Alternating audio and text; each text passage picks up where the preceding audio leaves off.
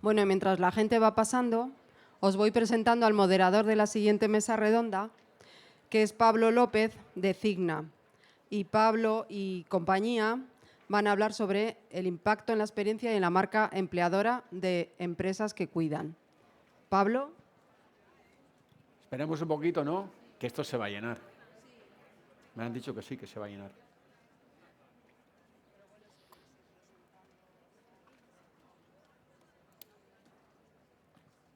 Dos minutos.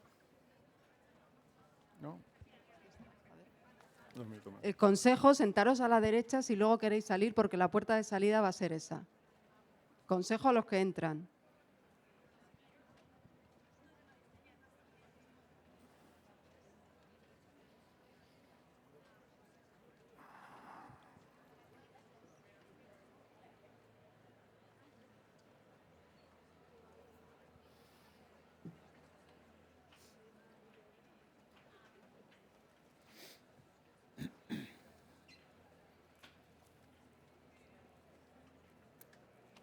Que la persona de mi equipo.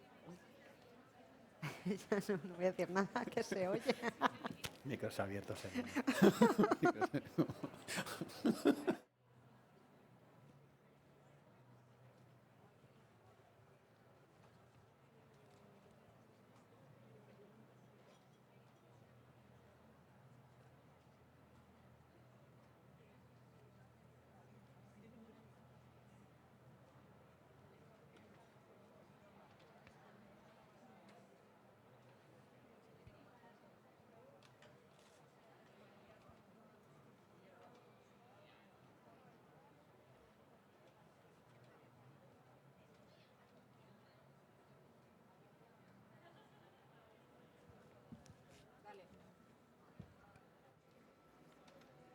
Bueno, buenos días.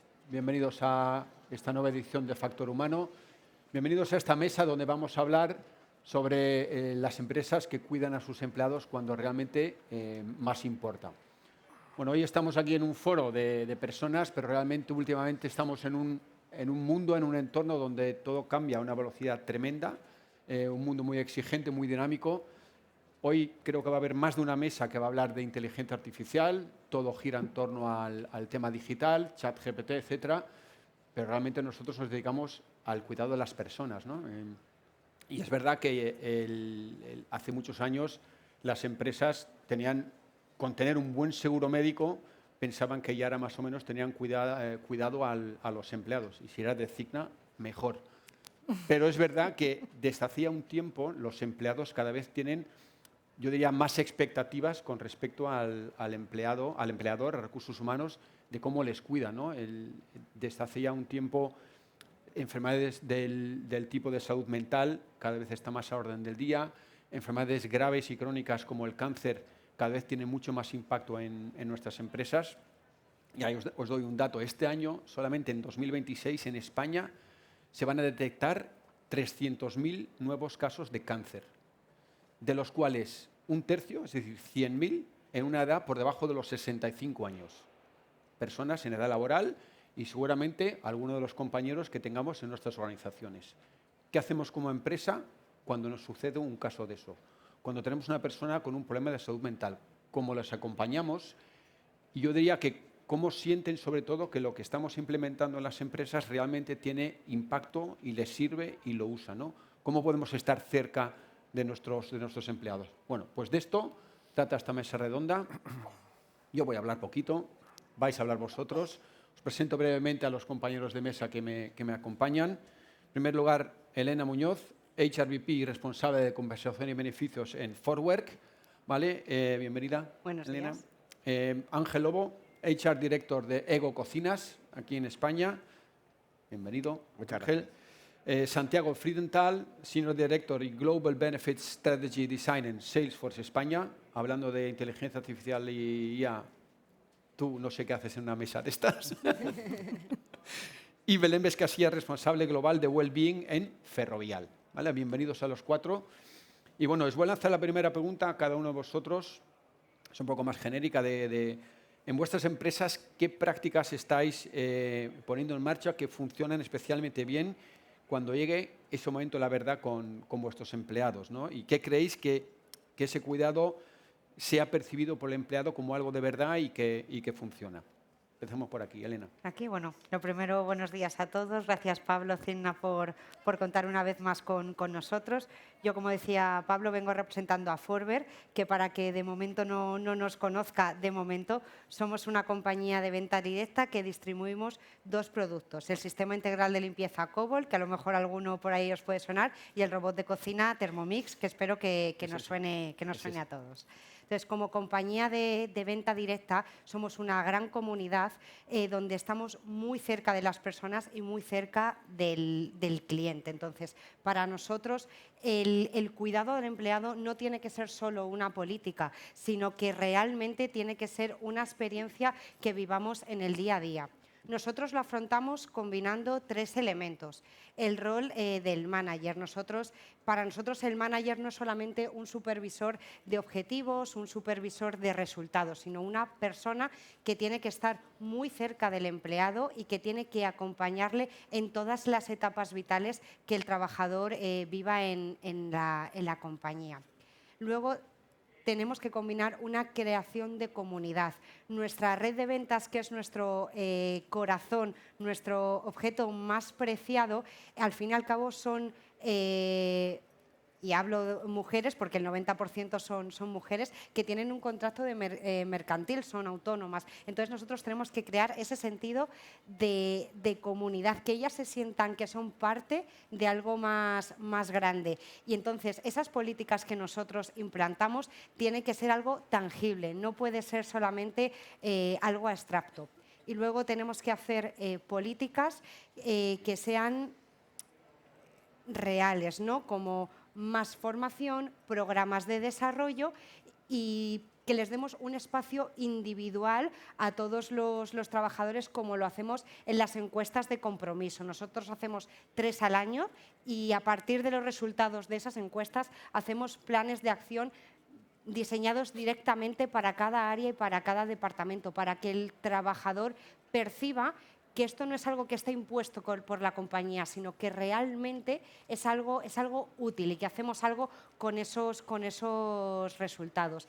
Entonces, nosotros para llevarlo a cabo, para percibirlo de una manera real, creo que tenemos que ser muy coherentes con lo que la empresa dice y con lo que la empresa realmente hace, y sobre todo tenemos que tener un cuidado real, un acercamiento real, estar en los pequeños detalles, en una llamada de cumpleaños, en preguntar cómo ha ido la operación de tu padre, en darte flexibilidad cuando lo necesitas, realmente estar cuando nos necesitan, estar de una manera real, para que, bueno, pues un poco como resumen, nuestros trabajadores, nosotros mismos nos sintamos que importamos de verdad, y no solo como trabajadores, sino como realmente como personas.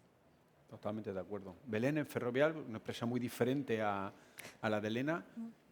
¿Qué hacéis? ¿Tenéis gente también por muchos sitios distintos? Sí, bueno, seguramente ya sabéis que nuestro core de negocio es construcción, que ya de por sí pues, tiene una casuística bastante compleja y difícil, pero desde hace pues exactamente 10 años hemos desarrollado una estrategia de salud y bienestar pues que viene siendo un éxito, que todavía tiene recorrido por delante, pero que está siendo clave para que efectivamente los empleados sientan que el cuidado que reciben es genuino.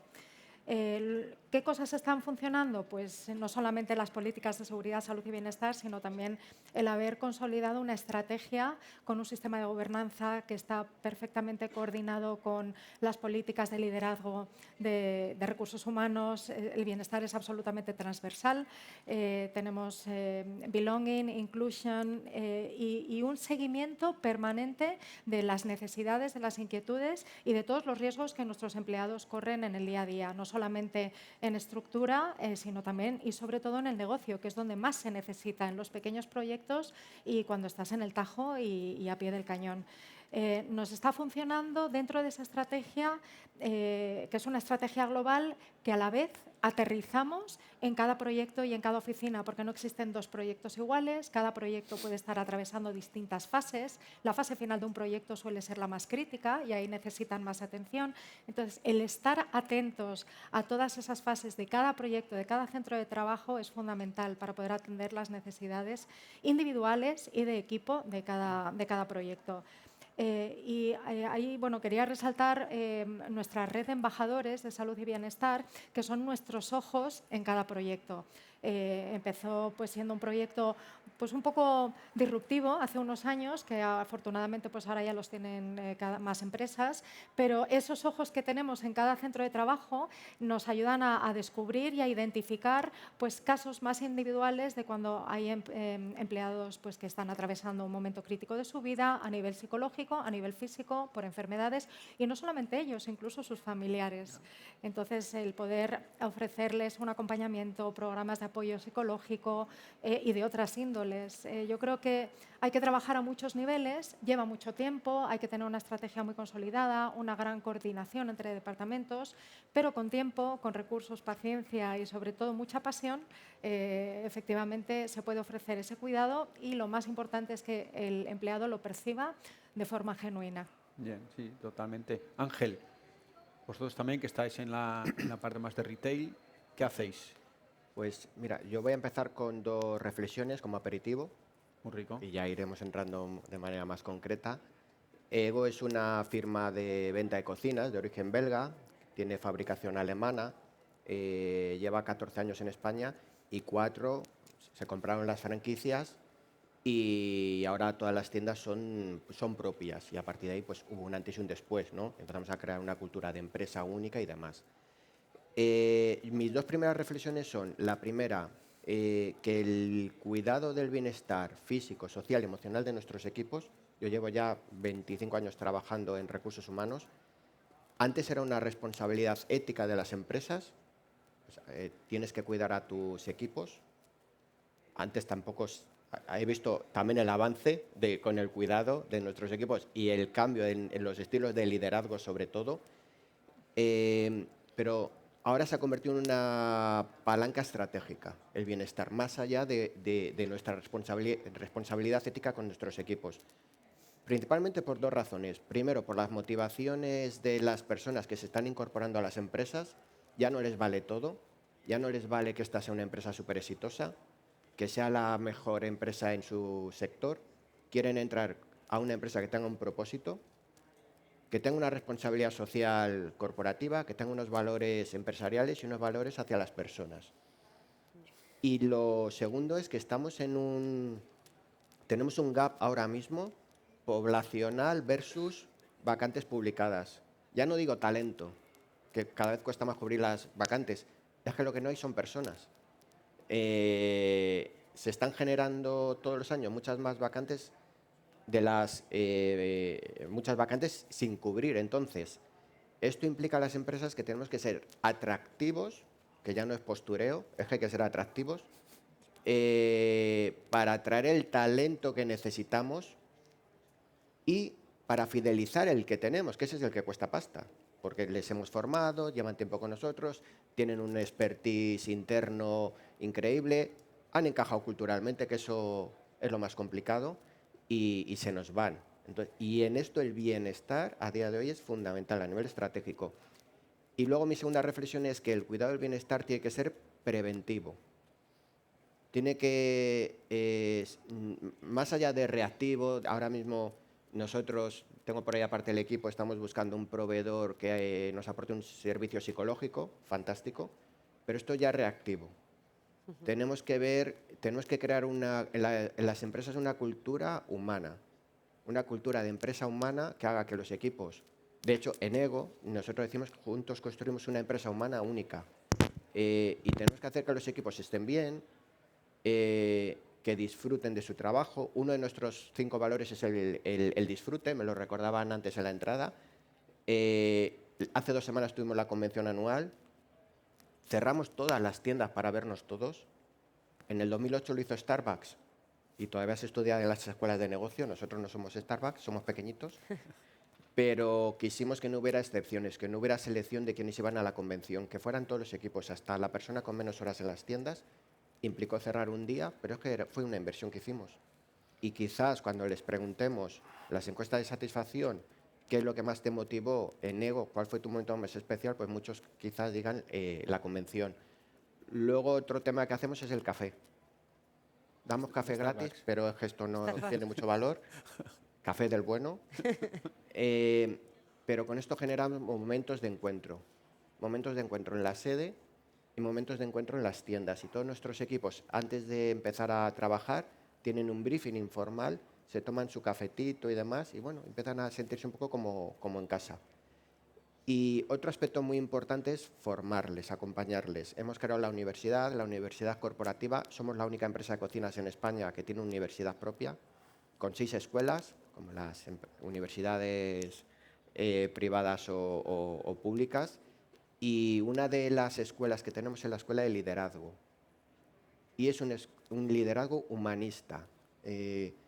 Para fomentar, luego hablaremos de esto, pero es muy importante que nuestros líderes, esto no depende de lo que el CODIR decidamos o el departamento de Wellbeing y demás, que hacemos muchas cosas, pero dependemos para lo bueno y para lo malo de los mandos intermedios, y esto es fundamental. Sí. Y debemos formar a nuestros líderes que luego lo hablaremos, pero en acompañar y hacer un crecimiento sostenible. Totalmente, totalmente. Bueno, empresa muy diversa, pero ahora hablabas, Ángel, del tema de las nuevas generaciones, la cultura. Santiago, vosotros en Salesforce tenéis un perfil de empleado muy diferente a los demás compañeros. ¿Vosotros qué hacéis y qué os piden? Bueno, para empezar, primero, buenos días a todos. Salesforce es una compañía americana de software y creo que parte de eso también está impregnado en la cultura de la compañía o es un perfil un poquito tal vez más pragmático. Nosotros sí trabajamos mucho en el tema de una narrativa muy clara de que la salud y el bienestar es una responsabilidad individual. Entonces es una compañía que tiene muy fuerte la narrativa de entender que nuestros empleados tengan claro que nosotros ofrecemos un montón de soluciones, un montón de alternativas, un montón de programas, pero que es una responsabilidad individual. Que nadie hace babysitting en esta compañía, que somos todos adultos, que somos todos profesionales. Y a partir de eso trabajamos básicamente en la forma en la que el acercamiento a nuestros empleados. Básicamente en temas de salud o bienestar específicamente, lo tenemos muy claramente dividido como en los 3 pilares de bienestar mental, físico y financiero. Y a partir de allí ofrecemos una serie de programas, algunos globales y algunos locales, para trabajar en estos temas. Desde lo más básico, como comentabas tú al principio, que son los programas de salud o los programas de medicina, donde la compañía tiene establecido a nivel global estándares mínimos que pretende encontrar en todos los países, que en países como España, donde es un mercado muy desarrollado, es fácil de encontrar, pero en países como Sudáfrica u otros países hay que trabajarlos mucho más. Después, con lo que tiene que ver con salud mental, tenemos una estrategia global y trabajamos con algunos partners.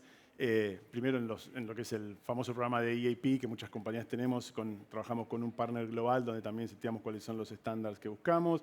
Tenemos como muy diferenciado el tema de life stages, donde de repente tenemos vendors que nos colaboran o nos ayudan en temas de coaching para empleados. Trabajamos con un vendor global donde trabajamos temas de los empleados que son padres por primera vez o los empleados que tienen que cuidar de adultos mayores, etc. Entonces, como lo que se busca es tener un approach integral y una oferta integral donde podamos en algún punto contemplar las distintas realidades de nuestros empleados.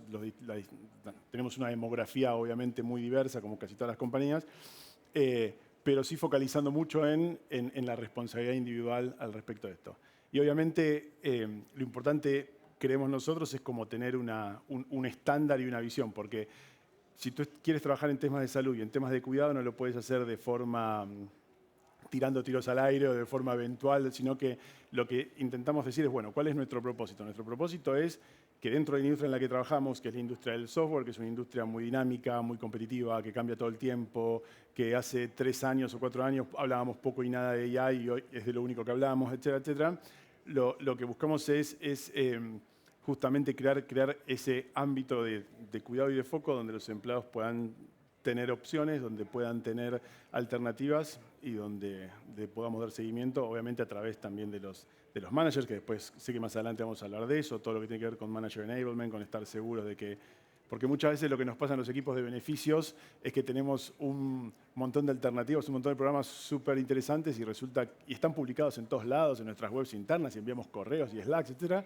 Y después cuando el momento realmente importa, los empleados a veces no saben dónde ir, no saben dónde encontrar la información. Entonces también se trabaja mucho eso en tema de la accesibilidad a los programas que Claro, tenemos. pues por ahí va ahora a la siguiente pregunta, Elena. ¿Dónde pensáis que está el problema o la mayor dificultad en este tipo de programas? ¿En el diseño? ¿Diseñar un programa o algo que realmente funcione? ¿El problema está en la comunicación? ¿Cómo hacemos que estos programas realmente lleguen? ¿Dónde habéis visto que una cosa que habéis implementado que a nivel comp and ben dices, esto es fantástico? Y luego lo pones en marcha y nadie sabe dónde está, nadie lo usa y los que lo han usado fuera y otro nuevo. Pero ¿dónde está realmente, dónde pensáis que puede estar ese problema? Sí, yo creo que un poco también en la línea de Santiago y un poco creo que en la de todos.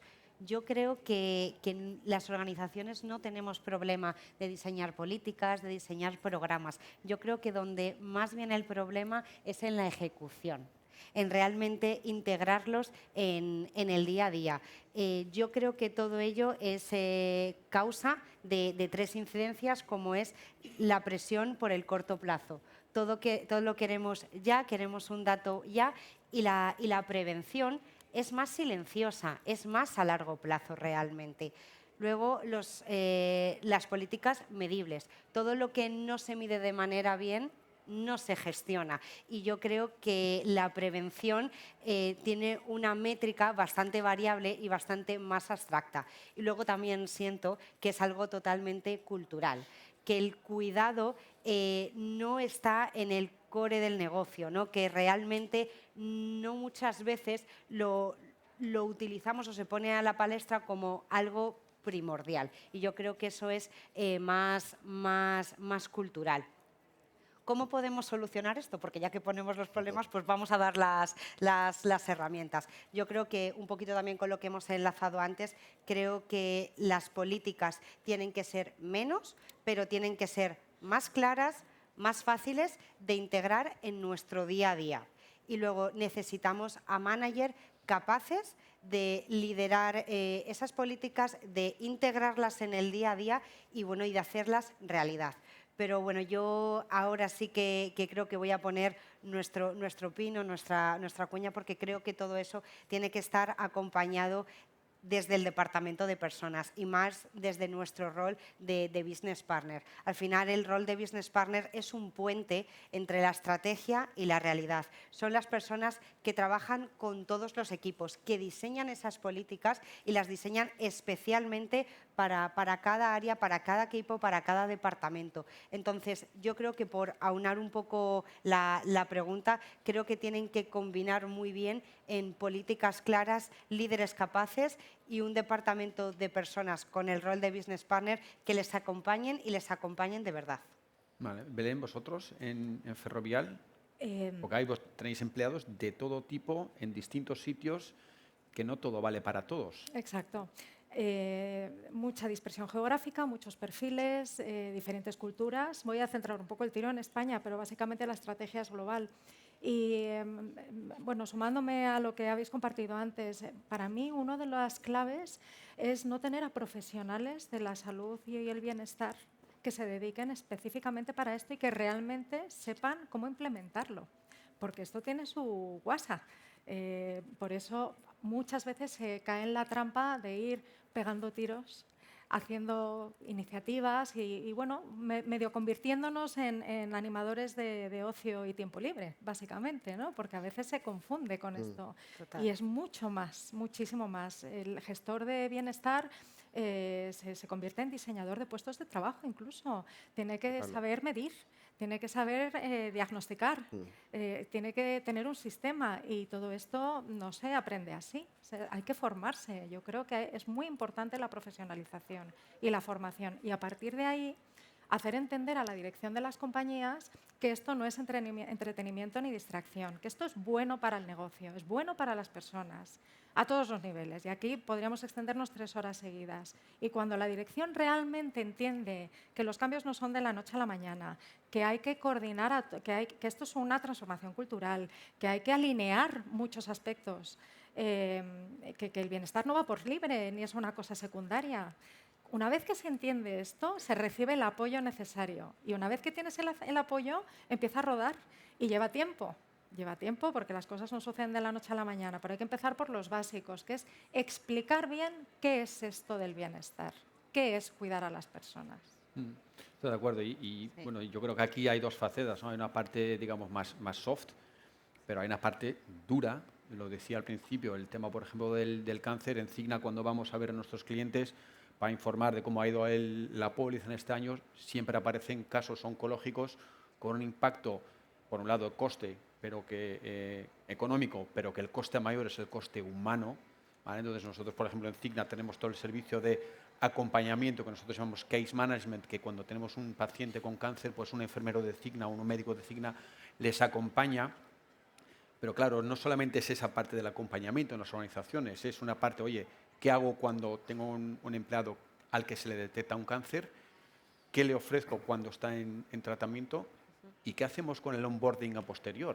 Entonces, yo creo que las organizaciones cada vez más sois conscientes del coste humano que tenemos cuando tenemos un compañero o el familiar de un compañero con un tema oncológico. Entonces, por ejemplo, Santiago, yo sé que vosotros sí tenéis esto muy incorporado en la organización y que hacéis cosas. Sí, la verdad que para nosotros es un tema relevante, sobre todo por la dinámica de nuestro negocio, porque a la medida que esta compañía en la que yo trabajo es una compañía que ha crecido mucho y exponencialmente. Hace 7 años éramos 30.000 empleados en todo el mundo y ahora somos cerca de 85.000. Entonces, ¿cómo vas creciendo y escalando, pero de forma tal de poder seguir identificando cuáles son estos casos críticos y los casos que demandan un cuidado especial y que demandan un soporte especial por parte de la compañía?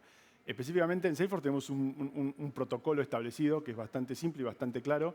Primero que trabajamos mucho en entender cuáles son estas tendencias. Lo estamos viendo no solo en España, sino en todo el mundo, cómo sobre todo están aumentando los casos de cáncer en personas entre 20 y 49 años. Entonces, hay mucho trabajo al respecto y obviamente también hay mucho trabajo en entender cómo eso va a ir impactando nuestros costes y cómo eso se puede seguir trabajando.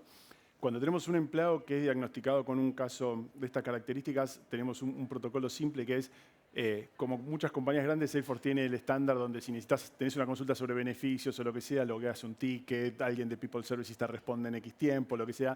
Nosotros estos casos los identificamos de manera tal de asegurar que tienen respuesta inmediata, de manera tal de asegurar que tienen seguimiento, de manera tal de asegurar que si hay algún punto en donde la prestación o que están buscando algún vendedor privado de salud o lo que sea no está funcionando, podamos tener una reacción rápida. Hace 2 años implementamos algo que para nosotros fue como game changer, que es, veníamos trabajando hace muchos años en UK y Irlanda con un vendor que se dedica específicamente a lo que es cancer support para el empleado y sus familias. La compañía se llama Reframe. Y hace muchos años que venimos viendo cuán efectivo y cuán bueno y cuán positivo era ese servicio para nuestros empleados en esos países, pero no encontrábamos una solución similar en el resto de Europa o en Latinoamérica. Y hace 2 años logramos implementar, extender este beneficio para toda la región, incluido España. Entonces, es como un servicio bien específico que cuando un empleado o un miembro de su familia es diagnosticado, brinda servicios de coaching, temas de salud mental, temas de soporte, temas de guías. A veces también tenemos un programa global de Second Medical Opinion, que es un vendor de US, donde muchas veces los empleados también pueden buscar asesoramiento o una segunda opinión de profesionales calificados alrededor del mundo. Entonces, lo que hacemos es entender que obviamente trabajamos para la generalidad y creamos procesos y creamos estándares para la generalidad de las situaciones, pero que situaciones como estas son específicas y demandan un foco distinto. Entonces, es lo interesante de correr un negocio grande, dinámico, veloz, pero al mismo tiempo, cuando hay casos que demandan un foco especial y un cuidado especial, tener el músculo para poder detectarlos y actuar a tiempo. Sí. Hablabais cada uno de vosotros del rol fundamental en todo esto del manager. Siempre se nos llena la boca del manager, pero claro, creo que eras tú, Ángel, que decías, oye, de nada me sirve tener un buen servicio de acompañamiento psicológico cuando el empleado está con estrés, si tengo el manager que es el que me causa que tenga el empleado así. Entonces, ¿qué hacéis o qué se puede hacer en las organizaciones para que los managers pasen no solamente de ser simplemente gestores de personas a también una herramienta que ayude en todo esto de la salud y el bienestar? Ángel. Pues mira, hago una pequeña introducción y ahora veis por qué lo enlazo con los managers. Mira, una de las cosas primeras que hicimos para fomentar esa cultura de empresa humana en la que están dentro los líderes es cambiar el nombre del Departamento de Recursos Humanos. Recursos humanos, con todos mis respetos a los que todavía lo mantengáis, ya es un término un poco obsoleto, viejuno, y dirección de personas es lo que todas las empresas están llamando ya la dirección de recursos humanos, ¿no? Y como uno de nuestros valores es la autenticidad y otro la audacia, dijimos, bueno, pues nos reunimos el equipo. ¿Qué es lo que aportamos a la empresa? Pues, ¿cuál es nuestro propósito? Aportamos que sea una empresa más humana. Bueno, pues vamos a ser la dirección humana a partir de ahora. Así que, bueno, vamos a ver si creamos tendencia. Y luego los nombres de los departamentos los cambiamos también. Selecciona ahora esa atracción de talento y acogida legendaria, que es lo que hacemos. Operaciones con tiendas es soporte humano, que es lo que hace la persona que está ahí, Fran, que se encarga de dar soporte a las tiendas. Formación y desarrollo ahora es universidad y vivir ego, que es la experiencia del empleado, vivir ego. Entonces, bueno, porque los nombres son importantes. Fíjate que tengo aquí la nota de lo que decía Martin Neumeyer, dice el autor de Brand Gap. Un nombre, no solo etiqueta, define la intención y proyecta el futuro. Y al final esto es importante. Los nombres, más allá de etiquetas, definen la cultura que somos. Y el inicio empezaba por el CODIR y por la dirección humana. A partir de ahí, formar a nuestros líderes. ¿Y qué líderes queremos? Queremos un líder que no sea cortoplacista, que tiene que conseguir los resultados, pero tiene que ser de una manera sostenible. Yo he vivido en empresas donde había este cortoplacismo, el talento se iba yendo porque no quería trabajar con los líderes, y esto es pan para hoy, hambre para mañana. Aparte que éticamente dejas a gente pues, con problemas mentales. Somos ya el segundo país de Europa con más problemas mentales. Y el índice de gente de porcentaje que toma ansiolíticos, pues creo... El número uno. En Europa, el país que más... Ya el primero, fíjate, bueno, tú tienes más información que yo, pero bueno, es una barbaridad. Entonces, las empresas tenemos una responsabilidad muy importante en este sentido. Y luego, ¿qué hacemos nosotros? Fíjate que decía un consultor con el que me reuní una vez, dice, Jobar, fíjate que selecciono a la gente por lo que sabe y les echo por cómo son. Entonces, lo que aseguramos primero es el encaje cultural. El encaje cultural, ese liderazgo humanista. Nos cuentan sus experiencias, entrevistas por competencias, pero queremos saber que encajan y que van a proyectar, van a ser grandes embajadores de esta empresa, de esta cultura de empresa humana única. Les sometemos incluso a, no voy a decir los nombres, pero a test psicométricos para que no solo sea la impresión, la intuición, sino que de una manera científica sepamos que pueden encajar y que van a hacer bastante bien dentro de la organización. Y luego el seguimiento, el acompañamiento por nuestra parte, como decía antes, la formación continua, porque cada uno va aprendiendo como buenamente puede. Antes de ayer hicimos un curso de selección a todos nuestros managers y me decían, llevo no sé cuántos años gestionando equipos y acabo de descubrir que no sabía entrevistar. Y no solo entrevistar, sino evaluar las competencias de mi equipo. Entonces, bueno, en definitiva, necesitamos líderes que creen un crecimiento sostenible, que el equipo les evalúe, la evaluación 360, y luego y las encuestas de satisfacción interna son muy importantes para saber lo que los equipos más valoran y lo que menos. Y el otro día hemos recapitulado todas las encuestas de salida desde el 2022. Las hemos pasado por la IA, como no, y las hemos cuantificado y nos ha dado muchísima información de lo que nuestros equipos valoran más y algunas cosas que tenemos que corregir. Entonces, la escucha a nuestros equipos es fundamental. ¿Qué hacéis vosotros, Belén, en Ferrovial para todo el tema del management? Lo que decías antes, que son tus ojos, los embajadores, pero habrá que formarles. ¿Qué hacéis en ese sentido? Sí, bueno, la formación fundamental. Para líderes de equipos hemos desarrollado una formación interna específica en salud mental para que tengan la capacidad de identificar señales de alarma en sus equipos de personas que puedan estar atravesando burnout, un estrés sostenido en el tiempo. creemos que la formación es fundamental. ¿Esa formación es interna, gente Es interna, vuestra? la hemos generado internamente con profesionales que tenemos servicios médicos, psicólogos, la hemos hecho interna. Generación de espacios psicológicamente seguros. Parar una obra si hace falta cuando algo no va bien. El derecho a hablar sin miedo a represalias, lo que es la psicología positiva, espacios psicológicamente seguros. Nosotros creemos en un liderazgo por niveles, es decir, que todos tenemos la capacidad de influir. Esa es la definición per se, ¿no?, del líder.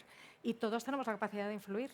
Entonces, para ser líderes en el cuidado de las personas, ser líderes saludables, lo podemos ser desde nuestros CEOs hasta el peón que está en esta obra, que puede ser un gran líder saludable para sus compañeros. Porque todos somos personitas, todos tenemos necesidad de ser cuidados y tenemos la capacidad de cuidar a nuestro entorno. Por eso ese cuidado y ese liderazgo puede venir de muchísimas fuentes. Y bueno, tener la capacidad de abrir conversaciones.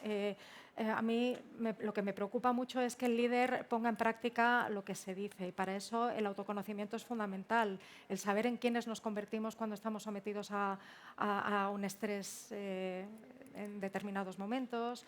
La capacidad de escucha, la asertividad, es decir, múltiples habilidades y fortalezas que podemos desarrollar todos, porque el líder puede nacer, pero también se puede hacer con el aprendizaje y la experiencia. Con lo cual, no nos limitamos a un liderazgo de determinada... ¿no? De la función. De la básica. función de líder, o sea, no es el líder mando, ¿vale? Es un liderazgo que puede trascender mucho más allá. Claro, porque cuando contratamos a una persona en las organizaciones, le contratamos por sus capacidades de gestión de su tarea. Y muchas veces ponerles a tener conversaciones con empleados que están pasando por un problema de salud mental, pues para las managers es incómodo también. Claro. Sí. No sé El cómo punto- formáis, ¿qué hacéis vosotros en El Salesforce? punto es por el ejemplo? trabajo que hacemos también como compañías y como áreas de personas en entender que forma parte ya de la dinámica necesaria del negocio. Yo creo que la gestión de personas ha ido evolucionando con los años. En los 80 se discutía si las evaluaciones de performance hacían sentido o no, hasta que en un momento todos nos pusimos de acuerdo en que aquella compañía que gestiona su performance tiene resultados de negocios superiores. Y creo que hoy en 2026 no lo discutiría nadie. Hoy estamos mucho tiempo después donde está claro que parte de gestionar un equipo, parte de gestionar un área en una compañía tiene que ver con también gestionar el bienestar de tus empleados. Entonces, lo que trabajamos como compañía es darle a los managers todas las herramientas necesarias para que sepan qué es lo que está disponible, cómo pueden darle soporte a sus empleados, cómo los pueden orientar, cómo los pueden guiar. Obviamente, nosotros generamos como los espacios, generamos los programas, generamos la flexibilidad. En nuestra compañía, por ejemplo, tenemos programas globales donde los empleados se pueden tomar algún tiempo fuera si tienen algún familiar enfermo, pueden tomar días extras si están atravesando un duelo, más allá de lo que está establecido por la ley. Y hasta en algunas cosas hemos ido más allá, donde de repente hasta... Voy a dar un ejemplo extremo que puede sonar absurdo o a modo de chiste, pero incluso hay gente que necesita tomarse un día de duelo si pierde una mascota y eso no te refleja en ningún lado. Bueno, nosotros le damos a los managers todas estas herramientas para que gestionen y ellos entienden que parte de su negocio y parte de su éxito depende de gestionar los equipos con la realidad de cada equipo. Muchas veces nos pasa, tenemos anécdotas graciosas cuando vienen líderes de Estados Unidos a instalarse en Europa y de repente están sorprendidos porque la gente tiene 25 días de vacaciones. Y no pueden creer, dicen, Sí. ¿cómo fue? Bueno, y en otros países incluso más. Entonces se trabaja mucho con los líderes vos tenés que gestionar tu equipo y tenés que gestionar tu negocio con las realidades que tenés. Las realidades que tenés es el marco legal, las situaciones, cómo claramente los temas de salud mental tienen hoy una prevalencia que hace muchos años no tenían, o hace muchos años no se conversaban, o no se discutían y hoy están más. Entonces, bueno, trabajamos mucho en el enablement de los managers y obviamente en que sea parte de sus prioridades y parte de sus goals también trabajar en estos temas. Está bien. ¿Qué es lo que pensáis que, Elena, por ejemplo, que tiene que cambiar para que pasemos de la organización, que el empleado perciba esto como un discurso? O muchas veces pasa eso, ¿no? Hacemos todo esto, realmente luego se usa, luego realmente la gente sabe dónde meterse para usarlo y que la utilización que hacen les sirva. Entonces, ¿qué tiene que pasar en la organización para que este discurso trascienda a realmente la práctica? Bueno, pues yo creo que nos tenemos que anticipar, porque creo que realmente ejecutamos cuando ya han pasado las cosas, cuando hay un índice de rotación muy alto, cuando hay un burnout, cuando hay una desmotivación. Y ya realmente cuando pasa es cuando ya nos ponemos a pensar en políticas. Entonces, creo que eso tenemos que finalizarlo, cambiar totalmente el foco y anticiparnos antes de que eso impacte directamente en los resultados de una organización. Y luego, por otro lado, como decía un poquito antes y extendiéndolo un poquito ahora, creo que ese cuidado, esas políticas de cuidado, de prevención, tienen que estar absolutamente en la misma medida que en los objetivos o que en los resultados. Nosotros al final, como compañía de venta directa, los resultados, los objetivos de las ventas es lo que mamamos directamente todos los días. Pero esas políticas de cuidados tienen que estar en esos comités de dirección, tienen que estar desde la dirección, comités de dirección, hasta los managers, siempre, como decía, acompañado del equipo de personas. Pero creo que esos dos factores son clave para que realmente le demos la importancia a esas políticas claras de cuidado dentro de una organización. Nada, bueno, no nos queda mucho tiempo y quería terminar con que cada uno de vosotros me dierais un poco vuestra visión de aquí a los próximos años, ¿no? Hemos implementado muchas cosas en nuestras organizaciones, algunas funcionan, otras no, las que no fuera metemos nuevas. ¿Dónde veis vosotros los principales retos en los próximos años en cuanto a la parte de cuidar al empleado cuando más lo necesite y cómo que realmente lo perciba como un valor diferencial en su organización? Empezamos A mí me gusta ver retos, ver oportunidades. El mundo laboral cambia rápido y a veces no a favor de las personas. Y bueno, ante la vorágine que nos va absorbiendo, porque ahora es raro cuando preguntas a alguien cómo vas, pues estoy hasta arriba, ¿no? Es la frase por excelencia. El cambio puede empezar en nosotros mismos, ¿no? Y yo creo que el tener un sistema consolidado que nos ayuda a diagnosticar, a personalizar, utilizar toda la tecnología que tenemos a nuestro alcance para maximizar esta medicina mucho más personalizada, todo lo que está por venir, que ya está a la vuelta de la esquina, está a nuestro favor, ¿no? En cuanto a atención médica, diagnóstico precoz, prevención. No esperar a que salten las señales de alarma. Aprovechemos la tecnología que está a nuestro alcance sin perder la humanidad. la humanidad. Santiago. Sí, yo lo quiero vincular también con algo que comentaba Elena, que creo que uno de los principales desafíos que tenemos es vincular todo esto al negocio y a los números.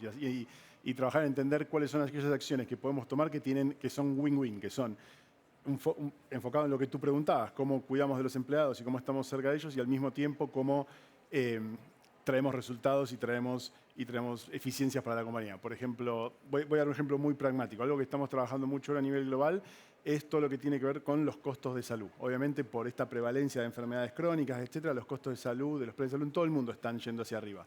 Entonces, uno como compañía dice, bueno, ¿qué puedo hacer? Por ejemplo, algo que es muy interesante que estamos analizando ahora es una inversión muy fuerte en todo lo que son los tratamientos con GLP-1, que claramente todavía ni Cigna, ni Sanitas, ni ninguno de los vendedores locales o globales lo están cubriendo. Nosotros estamos en ello, Santiago. Van a ser discusiones de nuestro próximo renewal, seguramente con ustedes también. Sin spoiler. Pero a lo que voy claramente es, ¿cómo analizamos esto?